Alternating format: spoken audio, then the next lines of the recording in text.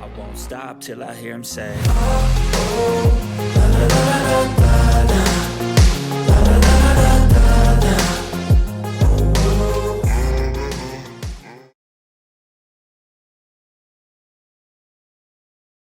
Okay, what is going on, everybody? Welcome back to another CYPRX video breakdown. I have a very interesting and informative video breakdown for you all today. We are going to be going over some video clips from the World Economic Forum Davos 2023 meeting. We have this financial panel where they discuss financial inclusion beyond access, specifically in this video talking about interoperability, the collaboration with the public and private sector, how in the future they truly believe that our payment infrastructure is going to be 100% digital. We're going to be paying attention to key phrases. This is going to be more of an informative video breakdown. So if you enjoy videos like this, smash that thumbs up button, subscribe to the channel. We do appreciate the love and the support. Do us a favor, and if you find this informational, make sure that you copy the link of this video and share it with a friend or family member.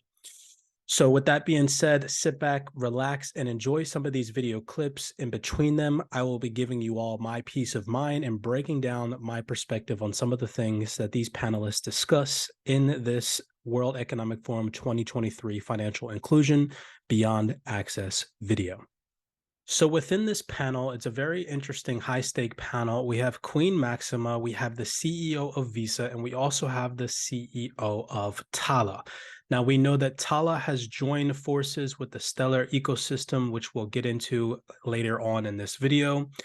And we also know that Visa is partnered with the fintech startup Tala as well in order to drive crypto adoption in emerging markets.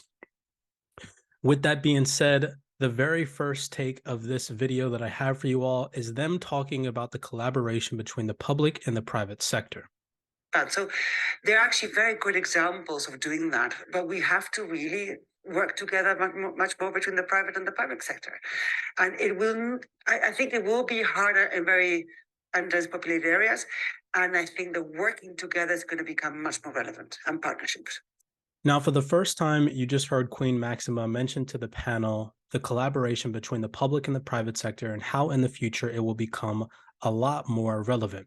If you've been watching anything that we've been posting on the CYPRX platforms for the longest time, you have a very high level of awareness that distributed ledger technology, commonly known as blockchain, has the potential to revolutionize the payment system by providing secure and efficient transactions.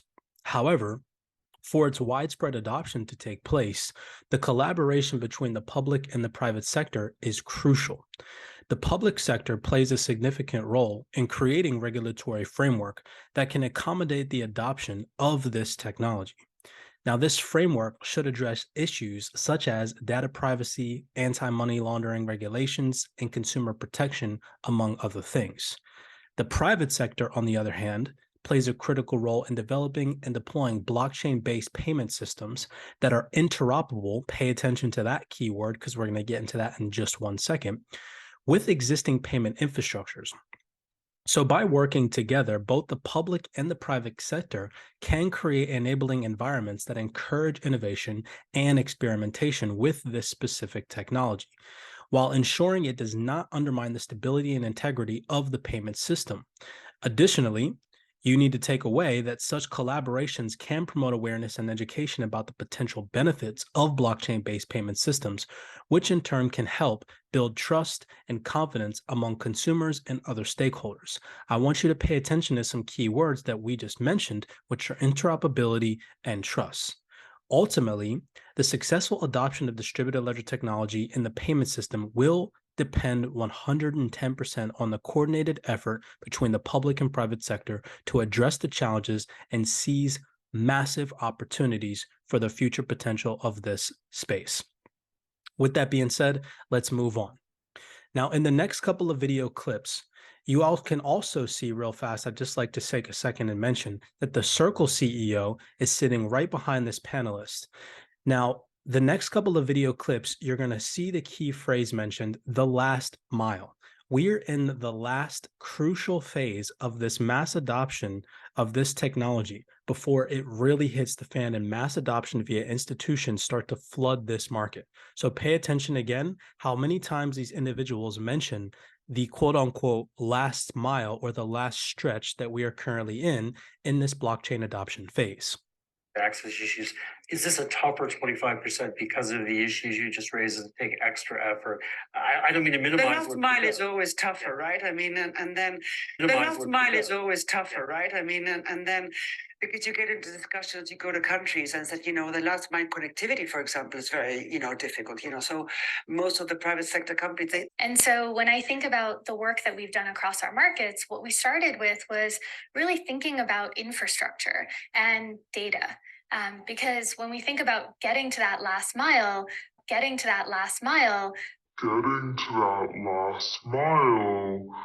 the major problem that we all face as financial institutions or operators focused on financial inclusion is really a lack of access to the insights and understanding of the underserved.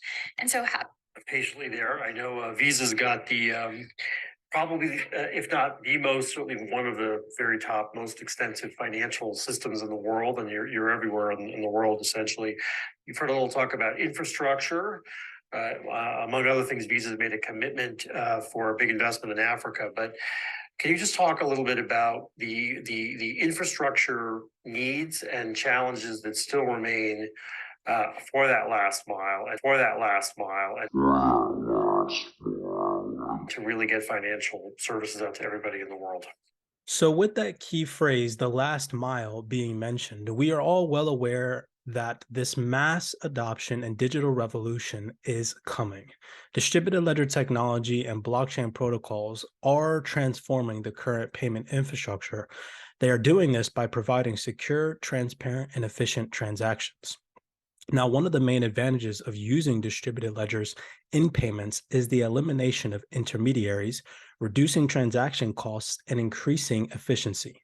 By enabling peer-to-peer transactions, blockchain protocols can and will provide a faster and more cost-effective alternative to our current traditional payment methods. Here on the CYPRX platforms, one example of a blockchain-based payment system is Ripple. The Ripple network uses its digital asset XRP as a bridge currency to facilitate cross-border payments. By using XRP transactions, they can be settled in seconds compared to traditional methods that can take days. Also, another example is the stablecoin USDC. Obviously, of course, you can see that the USDC or Circle CEO is sitting right behind this panel discussion. USDC is a cryptocurrency pegged to the US dollar. USDC can be used for peer-to-peer transactions and online payments, as well as other use cases, providing fast and cost-effective alternatives to traditional payment methods. Now, with those important key vocabulary words in mind, pay attention to what I play for you all when we get to talking about interoperability and the 100% digital ecosystem that the Visa CEO is projecting in the near future. In summary, distributed ledger technology and blockchain protocols are enhancing our payment infrastructure, and individuals are sleeping on this technology. They're not doing their research. They're not watching channels like mine and many other informative YouTubers out there that actually provide value. Now let's move on where they go on to talk about interoperability. And I want to give you my spiel about the importance of interoperability between the public and private sector in the future for this blockchain ecosystem to work efficiently and effectively. The government maybe can actually do this even more. So, and then maybe there's another product coming in, but it's not obvious. First of all, what we've actually realized is that interoperability has actually helped tremendously to increase usage. If you have systems that are not interoperable, the use cases are actually quite limited, and therefore the usage is very limited. That's number one. I would say two things. The first thing is when I think about even this point we're making around remittances, right? I think it is really critical that interoperability is part of that. So as I think about this kind of global infrastructure layer again, even companies like ourselves. So just as a real fast example, both the Tala CEO and Queen Maxima mentioned interoperability and how there needs to be an efficiency of interoperability between the public and private sector. Now, Interoperability between the public and private sector is essential to enhance the adoption of distributed ledger technology and increase efficiency in our current payment system. Interoperability means that the different blockchain networks and systems can communicate and exchange data with each other, allowing for seamless and efficient transactions. This is especially important for the integration of private sector blockchain systems, which we heard them mention need a sound collaboration with the public sector existing payment infrastructure in order to operate efficiently. Interoperability can be achieved through the development of common standards, protocols, and interfaces, which can help ensure that different blockchain networks can work together. This will then in turn facilitate the creation of new payment systems and use cases, which you heard Queen Maxima mention, that can operate seamlessly across different blockchain networks, making it easier for consumers and businesses to access and use these systems. By enabling interoperability, the public and private sector can create a more efficient and innovative payment system that can better meet the needs of the modern economy. Now let's move on to the very last video clip that I have for you all, where the CEO of Visa talks about our current cross-border remittance payment system and how he is looking for that to be 100% digital in the near future. A challenging situation. You know, when you're talking about money, period, Yeah. trust is a big factor, whether it's digital or cash. Yeah. One of the things that we believe has to happen with remittances is that we need to move them so that they're 100% digital from the point of somebody initiating it to the person receiving it. That number was only 3%. Were totally digital 5 years ago, and it's only 13% now, meaning at the other 87% of the time, somebody's got to get cash into the cash either comes into somebody or cash is given out at the back end of it. If we can make it all digital, it'll be faster, it'll be more efficient, and it will help create these access at the other end for the receiver. So Now, one key word that the CEO of Visa mentioned that I told you all to pay attention to before was trust. He also talks about cross-border remittance and the payment system becoming 100% digital. Why is this a potential possibility? Because our current payment system is outdated, it's inefficient, and it's often characterized by high fees, long processing times, and limited access to financial services for many people. However, the migration of this payment system to blockchain technology has the potential to revolutionize cross-border payments, just like the CEO of Visa said, making them faster, cheaper, and more accessible to all. Now, last but not least, one example of a blockchain project aimed at transforming cross-border payments is Stellar XLM, which is connected in some way, shape, or form to these panelist individuals. Stellar is a decentralized blockchain platform that enables the issuance of exchange and transfer of digital assets, including its native asset XLM. The Stellar network enables a fast and secure cross-border payments at a low cost, making it an attractive alternative to traditional payment systems. Stellar's payment protocol enables the creation of a payment channel between counterparties, allowing the fast and low-cost transactions without a need for intermediaries. Stellar's partnership with several financial institutions, including IBM or Deloitte or Tala, highlight the potential for blockchain technology to transform cross-border payments.